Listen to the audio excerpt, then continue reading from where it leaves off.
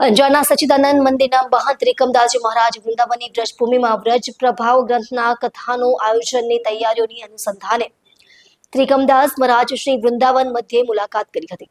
વિયો 11 તારીખ 20/3/2026ના ચૈત્ર સુદ બીજના વૃંદાવન વ્રજભૂમિ પર વ્રજ પ્રભાવ ગ્રંથના આયોજન, જેના મનોરથી આહિર સમાજ અગ્રણી વાસણભાઈ શિવાભાઈની માતા દ્વારા કરવામાં આવી રહ્યો છે. તેની તૈયારીઓના ભાગરૂપે વૃંદાવન મધ્યે કંથા અંજાર સચ્ચિદાનંદ મંદિર મહંત શ્રી ત્રિકમદાસ મહારાજ શ્રી મુલાકાત કરી તારીખ 20 માર્ચના વ્રજ પ્રભાવ ગ્રંથના વક્તા શ્રી ત્રિકમદાસ મહારાજ શ્રી વૃંદાવન મુલાકાત કરી હતી. વૃંદાવન ફોકલા આશ્રમ ખાતે અને ત્યારબાદ અધિક માસના બરસાણા મધ્યે પરસોત્તમ માસ જૂન મહિના પહેલી તારીખ વ્રજ પ્રભાવ ગ્રંથનું આયોજન કરવામાં આવ્યું છે. ત્યારે તેમના મુખ્ય મનોરથી મુંબઈના રાવત પરિવાર દ્વારા આયોજન કરવામાં આવ્યું છે. અંજાર સચ્ચિદાનંદ મંદિરના મહંત ત્રિકમદાસજી મહારાજે જણાવ્યું હતું. સ્ટોરી ભરત ઠાકોર, કચ્છ. રાધે રાધે.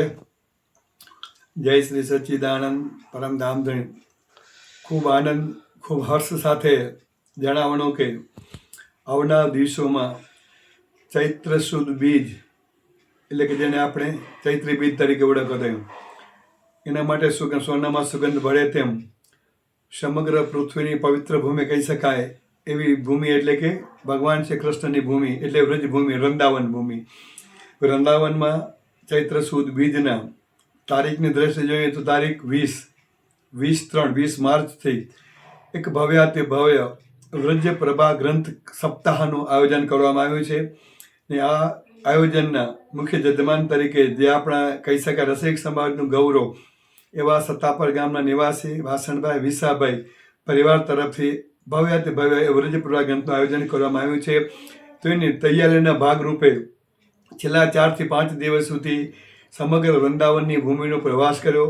સંતો સાથે જેને કહી શકાય ગોષ્ઠી કરી, આયોજન માટેની બધી વ્યવસ્થા કઈ રીતે ક્યાં ગોઠવવી, 1500-2000 લોકોનો સમાવેશ થઈ શકે, સારી રીતે રહી શકે, એના માટે થઈ અલગ અલગ કમિટીઓનું જેને કંઈ સંગઠન કરવું, કમિટીઓનું નિર્માણ કરવું, કમિટીઓ બનાવી, પાણી સમિતિઓ હોય, સ્વાગત સમિતિઓ હોય, વ્યવસ્થા સમિતિ હોય, આવી રીતે વાસણ વિસા પરિવારના સર્વ સભ્યો સાથે રહી, સંતો સાથે બેસી, અલગ અલગ સંસ્થાએ જે સાથે બેસી અને મંત્રણા કરી. અને આ બધું કાર્યક્રમ વૃંદાવનના મુખ્ય સ્થળે કહી શકાય જેને સમગ્ર જેને કે નિસોડ ખાસ કરીને એવો ફોકલા આશ્રમ છે, જે ઐતિહાસિક છે, પુરાણો છે.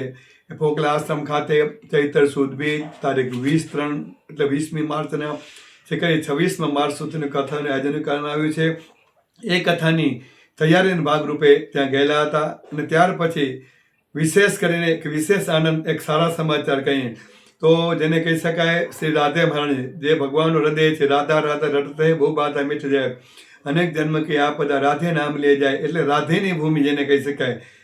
એવી રાહ બોલતા ભગવાન પ્રગટ થાય એવી રાધેની ભૂમિ, એટલે કે વરસાણાની ભૂમિ. વરસાણા ગામમાં જે પણ એક વિશેષ આનંદની વાત છે કે ત્યાં પણ પ્રથમ વખત એક કથાનું આયોજન કરવામાં આવે છે વરસાણા ગામમાં. એ છે પવિત્ર માસ, જેને આપણે સનાતન ધર્મમાં લખીએ છીએ પવિત્ર માસ, એટલે કે પુરુષોત્તમ માસ. પુરુષોત્તમ માસ જેને આપણે કહીએ દર 3 વર્ષે આવતું હોય છે. તો પુરુષોત્તમ માસના જેઠ વદ એકમના એટલે જૂન મહિનાની 1 તારીખે શ્રીધામ બરસાણામાં ભવ્યાતે ભવ્ય એ વ્રજ પ્રભા ગ્રંથનું આયોજન ત્યાં પણ થવા જઈ રહ્યું છે. તો છેલ્લા 3 મહિનામાં 2 વ્રજ પ્રભા ગ્રંથનું પારણ, એ પણ પવિત્ર ભૂમિ વ્રજભૂમિ અને વરસાણા ભૂમિના મુખ્ય જેને કહી શકાય મનોરથે કહી શકાય, પરમ ભાગ્યશાળી કહી શકાય એવા રાવત પરિવાર, એ મુંબઈ, હાલે મુંબઈ, મૂળ પરાગપર રાપરના, એ લોકો તરફથી છે.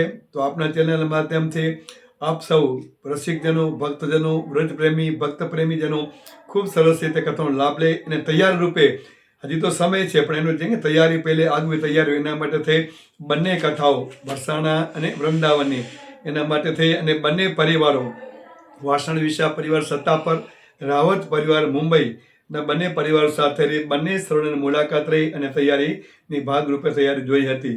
સૌને રાધે રાધે. જય શ્રી સચ્ચિદાનંદ બાંકે બિહારી લાલ કી જય, વૃંદાવન બિહારી લાલ કી જય, જમને મહારાણી કી જય, ગિરિરાજ ધરણ કી જય. રાધે રાધે.